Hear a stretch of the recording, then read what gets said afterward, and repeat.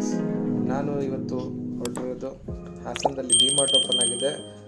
Madam ನನ್ನ ಜೊತೆ ಬರ್ತಾ ಇದ್ದಾರೆ, ಉಷಾ ಅವರು, ಹಾಗೂ ನನ್ನ ಮಗಳು ಕೂಡ ಬರ್ತೀಯಾಳೆ.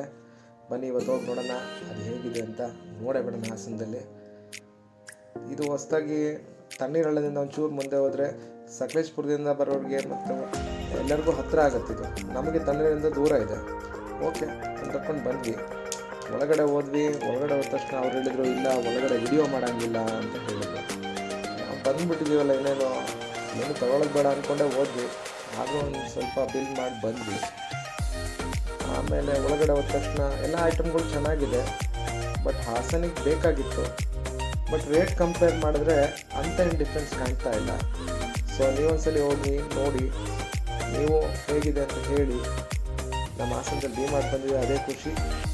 ಓಕೆ ಫ್ರೆಂಡ್ಸ್, ಇದೆಲ್ಲ ನೋಡಿಕೊಂಡು ನಾವು ಮತ್ತೆ ಹೊರಗಡೆ ಬಂದ್ವಿ. ಹೊರಗಡೆ ಬಂದಮೇಲೆ ವಾಪಸ್ ಮನೆ.